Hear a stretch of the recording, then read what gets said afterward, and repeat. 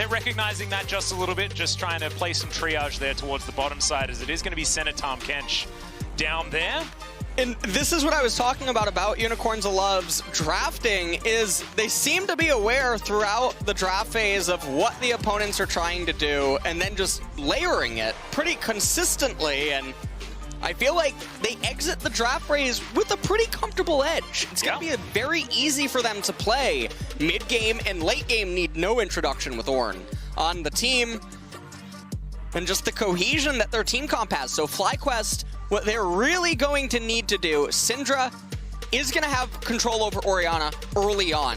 Mid-game, a lot of that is, like you said, going to be initiated through Power of Evil. He's the one that needs to get things going. If Solo can get some sort of an advantage early on, that's going to be pretty big as well, because it's not something that you would entirely expect. No, and that's part of the worry here. We'll see whether he can do his best zoom or Longshing impression on this Renekton to just utterly dominate this Ornn, because you really need to put him down, and put him down extraordinarily early if you are Renekton in this matchup. Otherwise, it just gets more and more dicey as the time goes on. Electrocute taken here by Power of Evil. He was listening. He knows he just needs that all of the oomph that he can possibly get, so that his gameplay button, his R button, is going to work. Well, nothing too chaotic unfolding super early on by either party. No, a little bit calm. Ignar, of course, he's no stranger to us. Of course, played in the LCK for quite some time on a team that you're quite familiar with, LS, while he was over here. But he loves Engage. We saw him hovering the Lux, and I actually don't mind that he switched over to the Rakan, even if it's thematically wrong. I just feel like Ignar, like Mark, is one of those let's go in type players, and if he's not on one of those, does look a little bit worse for wear. So see what he's going to be able to do here with Wild Turtle on his Misfortune. They are going to have some control if they can set things up for Santorin. But man, there is just... Fly needs to do so many things, and they need to do them so quickly here in this game. And, I mean, Power of Evil's doing a really good job so far here in mid lane. Quite a very large HP difference, and also Noman's, he's already chewed through 2 of his corrupting potions. Yeah, and the health lead is still just as high, so absolutely fantastic stuff here from PoE. As Solo just shoving in. And Boss, you know, is down a little bit on health, but we'll just have to see how this lane is going to continue to develop. Because we've seen it go completely wrong for Renektons, and the other way around, if you're talking about play-ins. So just have to bide our time, see how this one's going to go. As Santorin on his red buff here, he'll clear that one out and get to work on the rest of the map. And Graves just going on for the full clear. He knows that Volibear can't really compete with him in the early stages. Nothing to really be afraid of. Santorin, he's looking for some sort of a gank here, and Noman doesn't have teleport. If he dies, this is bad. This might be the cheese we're looking for. The stun comes down after the flash, as that was just the edge of the orb. Scout of the week working out very, very nicely here for Power of Evil, who's now going to position himself well past his minions and try and deny Noman's. Now an Orianna without a flash, that is bad. But an Anasik comes on in. There are a lot of minions here, but Anasik's going to flash immediately after Power of Evil. Great Scout of the week, not going to get a stun.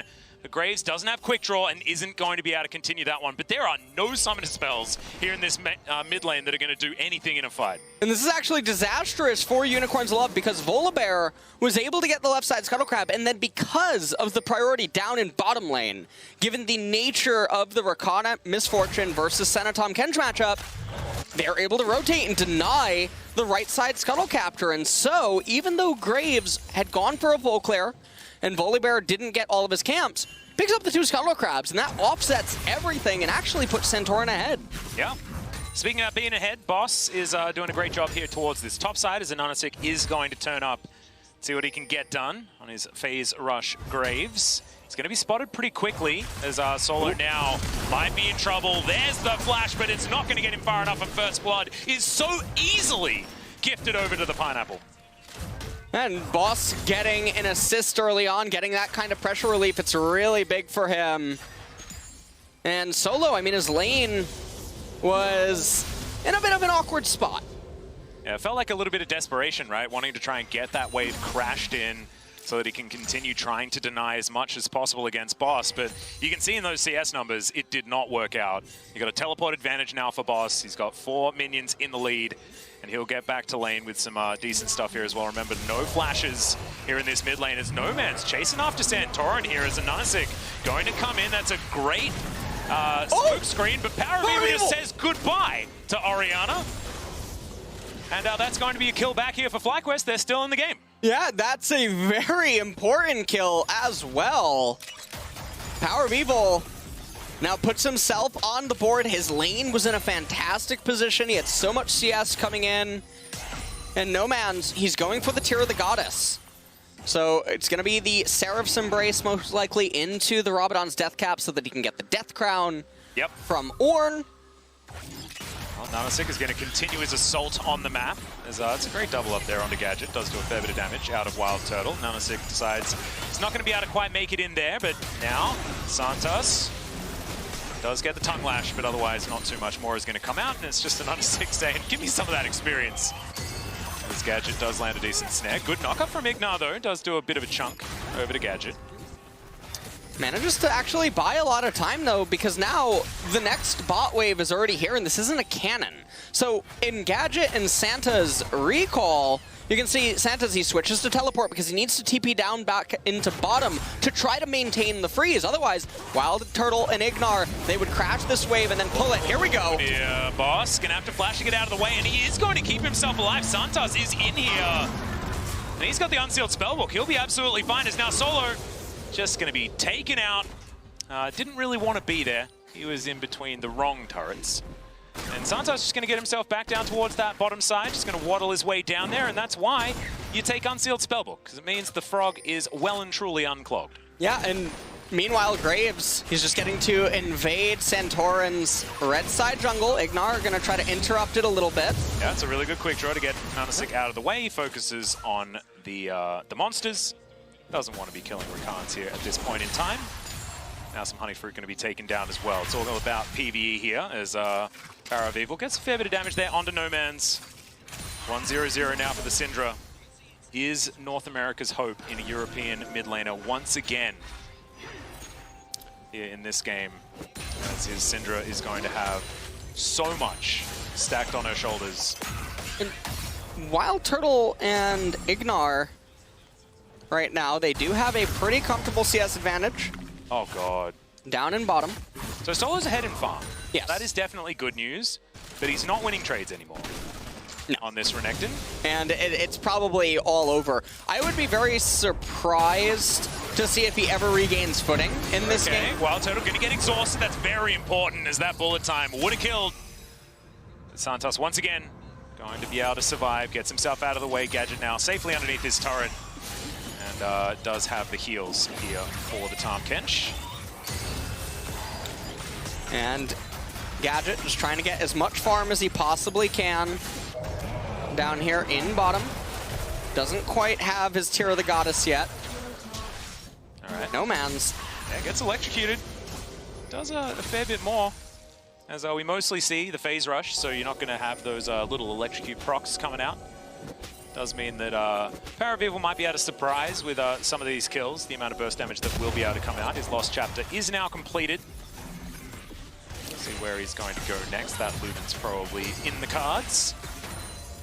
And so right now, even though the gold is pretty much completely even all across the board, this is a bit worrisome for FlyQuest because it just means that everything is going to keep gravitating towards a stable mid-game. And if that happens, very beneficial for Unicorns of Love. No dragons taken for either team yet, which means that if we do have a soul, it's going to happen very late into the game, which means ornaments are going to be online by that time. Noman's, he might get completely trouble. The quickness comes down. There's the grand entrance. Power of Evil says goodbye to the Orianna. The Clockwork Orbsmith is taken off the Rift. And FlyQuest will now back away, looking for even more as Ananasik through here, just clearing out vision where he can, but not going to be able to grab that ward, and it looks like Shelly's going to be next on the menu. Santorin Gonna pick up the Herald with his teammates, it seems. No one's really rotating. I'm actually a little surprised that Wild Turtle's coming over here. Yeah. Well, they just want to try and get as many kills as they can. As in goes Ignar, good knock up there, but the Devour is in. Santos might have actually stepped a little bit too far forward, though, as there's the on-horn. Gets a decent knock up there, but only onto Solo, as Santos has made it completely out, and Anunasik gets it with the collateral damage. Goodbye, Bear.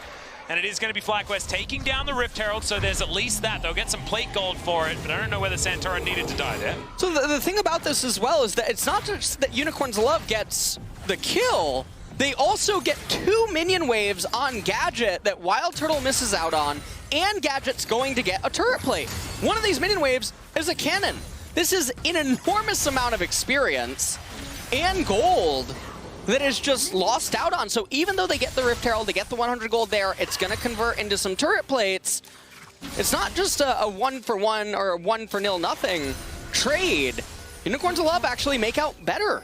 Well, Ignar looking to try and even it out there as No Man's chunked to about half. No grand entrance targets there with Santos turning up. Orb on the floor, but Ignar is just going to wander around it with sidestepping. Stun onto No Man's, and damn, Power of Evil does a fair bit of damage, guys. Yeah. This is only a lost chapter, PS. He's going to be very scary after his next back, which is probably due pretty soon. I do want to check in on some items here as Wild Turtle. He's had a bit of a different idea. Spoke to Boris a little bit here, and they didn't really come to terms with one another, as he's going to be going back to the lethality. And this is something that used to be the absolute build that you'd go for, is I'll have to hold that thought as Abyssal Voyage comes in, and Anunasik gets the smoke screen down. Slowed is Wild Turtle, but he's got a W, as he's trying to prestige his way out of here. And whilst looking good, he's also going to stay alive.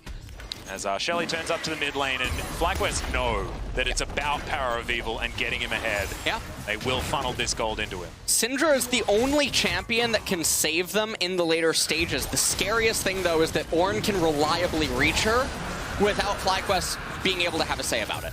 And also, UOL just got a dragon, so right. The Soul win condition is looking very grim for FlyQuest. Even further delayed. The other thing about Ornn is the ability to interrupt the bullet time from a distance is another pretty big factor that's going on there. Power of Evil now, he does recall, he picks up the Luden's Echo, also gets the Sork Pen boots, so he's going to be hitting pretty hard. Yeah, that's actually a huge power spike here for Power of Evil. So 12 minutes in, this is where the Syndra's going to start getting work done. But speaking of work, I mean, Boss is absolutely that right now. Grabbing himself turret plates, just demolishing these towers. And a minute and a half left on those turret plates as well, so he has a chance to grab even more up there. Still, he's down by 12 CS, so we still have to mention that as collateral damage. Just try and clear out the minion wave. Power of Evil does still have his R button, and there are some spheres on the ground. And they're trying to just defend that last turret plate and the first blood turret from just solo going over to Syndra. Yeah. That is why he ults the wave and just tries to guarantee that it is still standing. Meanwhile, though, Solo, even though he's died twice, one of which in very unfortunate circumstances, the call is almost complete, so that's going to help offset things, and his CS has been doing... His CSing has been really good. He might die again, though. Yeah, the Slice the Dice does not have Flash, as Anunasik would have probably liked to have a collateral damage, but after that minion wave, not going to have it available to him. The Santorin's going to turn up. Sky Strike just to try and do some minion damage, but Solo, he can't follow up to anything. As FlyQuest lose yet another one as... Oh no, they predicted the charge! Oh, sorry, the Slice. Oh, that's just... Yeah, hate to see it.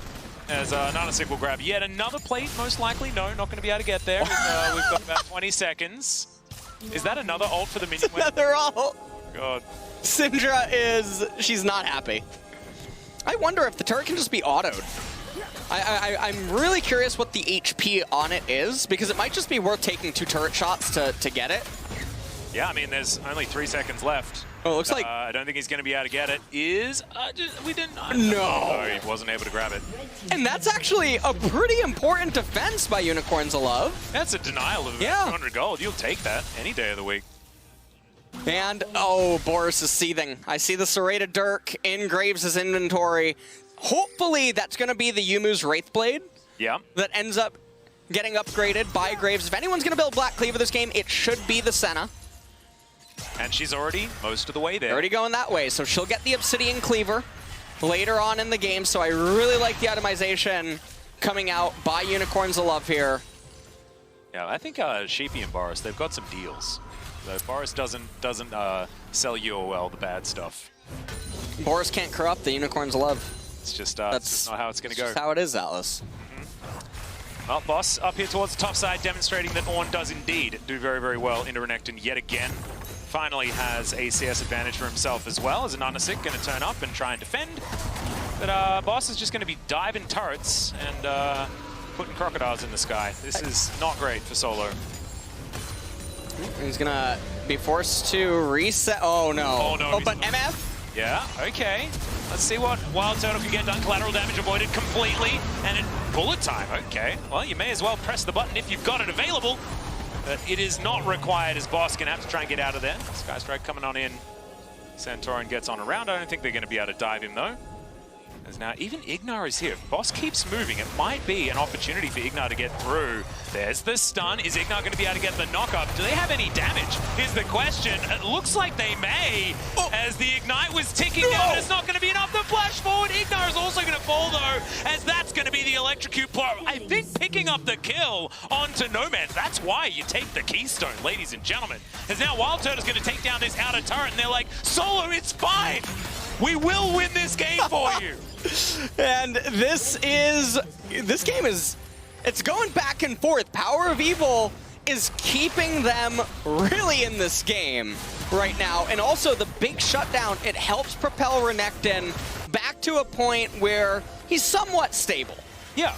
He almost has his call complete. He's 3 CS away from it. Just dinged it right now. Black Cleaver is going to be the next item of choice for him. And so, given that Misfortune picks up a little bit of lethality, Black Cleaver will have a little bit more value in amplifying Wild Turtle's damage. Yep, also now going into the Essence Reaver, so it is going to be a crit build as the game goes on. There's now UOL lying in wait. I believe that was Gadget and Ananasik there in that brush, as you can see now, as we toggle the vision back on again. No Man's caught out of position once again. And the Oriannas here at Worlds have actually been doing very, very well. But this is a 0-3, and we know that Orianna that doesn't get any gold at all is super duper useless. No. As, okay, goodbye, Mr. Crocodile. Yeah, not sure what that one was about. 30 seconds now in the Death Realm. They gotta be careful with the Rift Herald. They don't want it to charge onto the inhibitor. So they should just let it crash into the mid-tier 3 turret and then have that, call it a day. Yeah, well, actually Shirley gets a bit of a love tap onto the inhibitor turret as well. Doesn't want to be taking down any inhibitors at this particular point in time. My friend LS told me about that. Had something to do with freezing minion waves. I don't know, I didn't pay too much attention. As Boss just charging his way towards the bottom side of the map. Try and get things done. And so let's have a look at this again. Let's see whether it is... Oh, there it is. Thank you very much. Our Axe replay there showing the power of electrocution. Well, it does seem like Unicorns of Love are just going to be trying to stabilize. They did pick up the Cloud Dragon. Infernal Soul is going to be the Drake this game, and that's a pretty big dragon for both of these parties. A little bit more so for Unicorns of Love because they're going to get the amp coming in from the ornaments, but also... if Orianna gets extra AP, it actually converts to EHP, given that she shields her teammates and whatnot. Yep. Senna as well, things of that nature. Gonna be pretty good. FlyQuest, they're up right now just under 2,000 gold, but Unicorns of Love are the ones that are still in the lead, but Power of Evil has the chance to change that. We're looking for the fight. There's the Devour already on cooldown. Santos is probably going to fall down, and he is, as Wild Turtle grabs that one. The Shockwave does basically no damage, as now No Man's forced to run away. Wild Turtle will get to work on the inhibitor turret, perhaps, as Solo trying to fight Boss yet again. Does get the Cull the Meek. You're down to 100 health, Mr. Crocodile. Don't go back in. Oh, he's looking for it, but he just gets fire breathed on him. I have no idea why he decided to go back for that one. That was definitely very aggressive, and I appreciate that part of it, but otherwise not too much, as now Boss definitely going to be dead as Wild Turtle helps clear that one up. It's Power of Evil that somehow collects the kill. No idea how. FlyQuest will get to work on this turret, so it doesn't matter. Solo seems to just be dying over and over again, but FlyQuest are grabbing the things that they need to put themselves in a position to win. Yeah. Now they're up 3,500 gold, so a very big swing. Yeah. In the last minute and a half. Can we get a counter on ults used on minion waves this game, by the way? That would be pretty good. I think we're going to need one of those eventually. We'll put that together for the next time. Something like that, guys. There's been a lot of them. And it looks like Orianna, this is a very interesting thing. No Man seems like he is aware, I'm actually not going to make it to Death Cap without trolling. And so he's building Aether Wisp so that he can still have presence in the next dragon fight and in the mid to late game transition because he's very starved right now. He has a very little amount of gold. We'll see what he can end up doing with it, but now it's a 4,000 gold lead for FlyQuest. This is about where they would need to be against this Unicorns of Love team composition, because once Orin starts bestowing ornaments, that's a lot of unseen gold that is going to be given over. Oh no, did Boris get into the ear of an Anasik? He's got that ruby crystal, and I'm a bit nervous. Edge of Night. Edge of Night. Oh, okay, thank God, okay. Yeah, edge of your seat, I understand, but... Oh, I don't know, man. Ugh, scary, very scary stuff. However, if that is the case, that's going to be absolutely fine. Power of Evil, just very, very close to his third item. And second item, Void Staff as well, showing the power of that one in the last couple of ults that he's thrown out. Just a slither left on this outer turret on the top side of the map that Solo is desperately trying to keep alive. As No Man's looking to try and clockwork wind up that one to death, and he's going to be able to do so. It's a bit of extra money into the back pockets of UOL. And this is a very strong timing for FlyQuest. They should be able to get this Infernal Dragon. And I say that because Boss, I'm not sure if he's going to be able to complete Infernal Mask and get it. Edge of Night was completed for the Graves. Boss, very, very close to dying there as the bullet time careens forward. That's going to be the inner turret taken down, but Ignar doesn't get any of the knockups. It's the ult defensively there from Centauran, who flashes out of the Dawning Shadow. Oh, Power of Evil, he gets exhausted and shut down by a Nanasik. Oh no, Solo slowed down so early there, but flashes on forward. The Devour denies the Renekton, and more fire being breathed forward. The flash on top of him by Boss. That's why I chose this name, I guess, ladies and gentlemen. Extraordinary stuff from the top laner of UOL. And FlyQuest, team fights are getting more and more difficult. And they did all of this over the 500 gold tier 2 turret down in bottom lane and then just trying to push around it. So now things are just looking really doomed because Unicorns of Love, they're going to pick up the Infernal Dragon, I assume. Power of Evil, he does have teleport and his death timer lines up. So they're shoving right around here. Ultimate comes out, Centauran trying to disengage. Power of Evil, no flash. They get onto him with the exhaust, so the unleashed power not able to do enough. Renekton comes in. Santos is an absolute god, by the way. Just saving everyone at every turn. Oh. Exactly right, LS. It's feeling like we're getting towards the end times.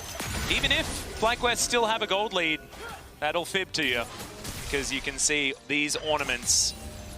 I believe Captain Flowers stated the statistical advantage that you pick up in terms of gold lead with the 2 items that have been upgraded on Boss, and it's to the tune of approximately 5,000. So there's your gold lead right there, ladies and gentlemen. Bramblevest also fantastic on this on. Boss, level 14 now, so he's able to start bestowing items, and so probably going to be the Obsidian Cleaver first on Senna to get upgraded. We do see that Graves is also going for the Black Cleaver. He has that Phage, and he also has Edge of Night already. So it's not going to be the Yumu's Wraithblade that gets picked up, even though there's no armor on the enemy team. And so that's not there, not present. Yeah, so the Edge of Night was there, so that was a thumbs up. And the Black Cleaver comes in immediately afterwards, so that's a bit of a thumb. Can only resist Boris for so long. I mean, at least the thumb is halfway in between or something like that, so that's better than very... It will make him beefier. It'll make it harder for Syndra to get the threshold and execute him. Yep. It'll give him a little bit more survivability, and that does help against a very stifled Renekton, who is just so far behind this game. And again, as we mentioned earlier on, thematically has a really hard time conducting himself against this UOL team comp. Well, Centauran taking a bit of damage here as the piercing darkness does take him down to about half, but he will make it out of there. The Volley Bear not going to be dying just yet. As Spellbinder comes in for No Man's, I think I started talking about this before, but I'm going to have to stop talking about it yet again as Power of Evil going to have to flash to get on out of the way. There's the Shockwave to pick up the Syndra. He just wants to throw down an ultimate, and the Devourer is going to deny it entirely as Ignar dancing around but unable to actually lock anyone down. Now FlyQuest just back the heck out, and they're asking themselves, what the heck are we supposed to do here? 2,500 gold in the lead is FlyQuest, but as you can see, on the Rift right now, it just does not feel like they have any advantage. And the Baron is being started here. Ignar, he can do some fancy stuff here on the Rakan. Right now, UOL seem to just be ignoring him as Santorin does have ult available. No flash.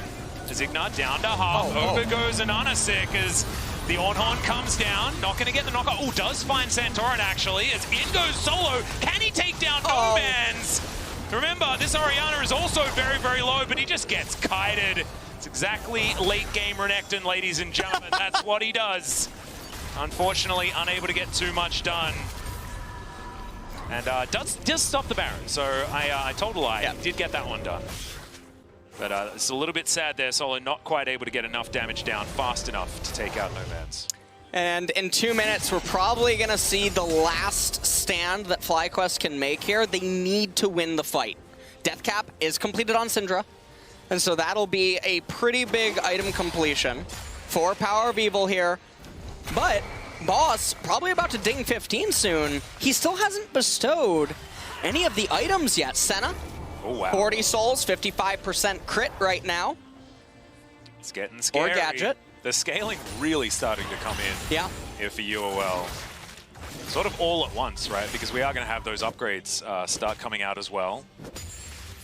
There was a point that I was trying to make before, which was the fact that this Spellbinder is now on No Man's. That involves a needlessly large rod. Yes. And that needlessly large rod could have been a death cap, which I think would have been better, even if you had to wait a little bit for it. Because UOL do have that luxury, right? They're on Soul Point, and they're not at any risk of losing the game anytime soon. So could have been a good idea. I think what he's feeling right now is that, yes, he could wait, but if he completes Spellbinder right now, he's going to get the most power and utility that he can for Infernal Soul, and they might just consider, if we get this, we win anyway. So that might be No Man's thought process right now. Boss, probably very close to Locket of the Iron Solari, and that is so much EHP that he's going to be able to give over to his teammates in the fight. It's actually probably just going to outright invalidate Renekton and Santorin on this Volibear. It's one of the first times I've seen Locket third item for On. It's just a great day, isn't it? As, the sun's shining. It is. It is. Especially if you're a UOL fan. As they are skirting the area, looking for their opportunity to come forward. Wait for that On to throw out that call of the Forge Guard. Ignar taking the front line, does have Battle Dance, of course, so can be very slippery in these fights. As FlyQuest, I think they've got one more chance to try and find a team fight that's actually going to work out for them. As the vision is going to get cleared here by UOL. Syndra needs to show up solo. You can see he's looking for the flank. Here we go. The Dominus has been popped. Oh, that's a great knock-up there from Ignar as they get it towards the backline. The Tumkench already taken down. Gadget destroyed. No, he's going to survive. Solo's taken out, but it is going to be Santorin that locks down the Dragon. They deny the soul, and they win the fight in the end. It is 3 for 1. Only the Crocodile's dead, and FlyQuest, they're used to that this game. And you know what? I mean, it was a worthy sacrifice there. Absolutely. In order to make this whole situation unfold. Now they're going to be the ones that go over to the Baron. Death timer's way too long on Gadget. Santa's and Graves is not going to be able to get there as well. As he is dead, he does not have teleport, Alice. As thank you very much for pointing that out. I'm glad that we just didn't plonk him down in the middle of the Baron pit just to try and make things a little bit more exciting. But it's going to be this Red Bull Baron power play that's going to show us so much about whether or not FlyQuest can get themselves a victory. Because this is going to have to spell something like 6,000 and a dead Nexus. Yes. Because they're still on a clock. Look at Wild Turtle, untouched. Just so much damage with that bullet time. This is all a byproduct of them not having vision to the south and not knowing that Renekton was coming from the flank. If they had that angle and made it so that Solo couldn't get onto anyone and that Gadget and No Man's couldn't be reached, they would have had a much easier time. Ornn would have had a completely free ultimate onto everyone as if it was a runway and a plane was about to take off, but they didn't get that.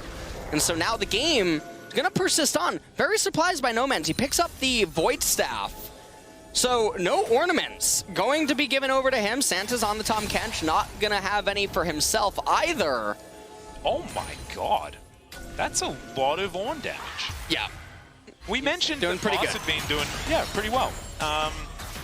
That's a pretty decent demonstration of it, and despite Solo has died 8 times, still managed to put down 14k, so maybe we should be a little bit nicer to him. He's still at least able to get in there and cause a ruckus as Gadget. Bit of poke there onto Ignar. FlyQuest, you can see them pushing forward. They do have pressure in a couple of lanes. Santorin up here towards the top side, making sure his double siege minions stay okay. The Bear Croc combo. Sounds like a meal deal at a fast food restaurant. As Santorin wants to try and take down this bevy of wards he does have available to him. And Nanasik not able to actually grab any sort of kill onto Solo here towards the top side. And FlyQuest are going to use that in order to take down this inhibitor turret in the mid lane. It had regened itself quite a lot, but not going to be regenning anything now that it is lying as rubble on the floor. And Solo going to utilize that one by taking down this inner turret. Okay, that's an Abyssal Voyage, and oh no, Solo in a bit of a rough spot, but does slice and dice, and FlyQuest get here to save their Crocodile. And Solo's just standing, look, he looks bewildered. It's like, oh, wait guys, I'm still here. Feels offended by their attempts. And just a slow and steady advancement here by FlyQuest. They played this last section of time, though, extraordinarily well. Yes. All of the pressure continues mounting. We mentioned the Red Bull Baron power play. That number needs to get high. It is currently at about 3,000. They want to break open this base. Great double stun there from Power of Evil. And they will take down this inhibitor. UOL feels like they're sweating for almost the first time this game, honestly. Yeah. This is probably the most stressful of a situation that they have been in. 1 minute's going to be that Infernal Dragon. Unicorns Love, I mean, they're not out of it yet. We're at 32 minutes. It's going to be 33 by the time that Dragon comes up. They have an Infernal themselves. Their champions are very, very strong. I'm not sure if Santorin is going to be able to get to that Locket of the Iron Solari by the time that fight takes place. So Graves going to be quite massive. I think he's going for Death Dance next. No, he picks up a stopwatch. So they're all in on this team fight. If they get the Infernal Soul, they will probably win. It's going to come down to Ornn versus Syndra. And it's going to be about who Power of Evil decides to remove from the Rift. It can be basically anyone. There's a 3-level gap, by the way, between the Marksman. Gadget down 3 levels. Wild Turtle. Against and Wild Flame Turtle. Horizon. Flame Horizon, yeah. We've been too busy concentrating on the solo lanes that we missed the fact that Wild Turtle has been killing a lot of minions. Like a lot of minions. As he's got an Edge of Night, actually turning that Serrated Dirk into something very valuable here for the Misfortune. It's going to be more difficult for Boss to be able to break through that one in time. Here we go. Push out the minion wave. Power of Evil, no shield anymore as Make It Rain comes down and Nanasik out of position. They pile on top of him, but the Devour's there. Santos keeps him alive. Wild Turtle in there, and Boss just soaks the entire bullet time. And FlyQuest unable to actually grab themselves a pick. Some abilities on some pretty long cooldowns. Yeah. As Wild Turtle, oh my god, look at him assassinate Nanasik. Gadget in so much trouble, but the snares come down. Santorin is able to get in there, but the shutdown onto Wild Turtle. He wanted to take matters into his own hands. Power of Evil is still alive. In goes Solo, as it is going to be Power of Evil grabbing the kill onto Gadget. Both teams without their marksman. And Ignar tries to get in, but the battle dance is going to be for naught as Power of Evil against the world. We thought it might be that, but he still had the ultimate. The spears are coming down. Boss is trying to get the hell out of there. This guy is the whole team. They're running away from just the Syndra. I do not know exactly what's going on here right now. Oh, that was so close. This is pretty insane. Is he going to swing around? Yep.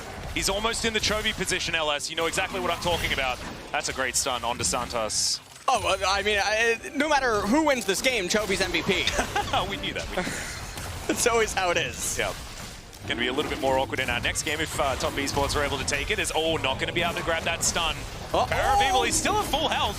Santorin's even getting some poke in there as Boss throws out the Ornhorn. Not going to land it the first time. There's the Shockwave. Power of Evil might be out of position, but the Scatter the Weak is so damn good. No Man's gets himself the Protect Shield, though. The teleport is going to come through. It's Solo to the rescue. But the double kill is going to still be there for No Man's. He's the one trying to get himself some redemption as well. And Santos will make his way out, but it is going to be denied. It's 2 Infernal Drakes for FlyQuest. And this game is just out of control. And this is so chaotic between these two teams.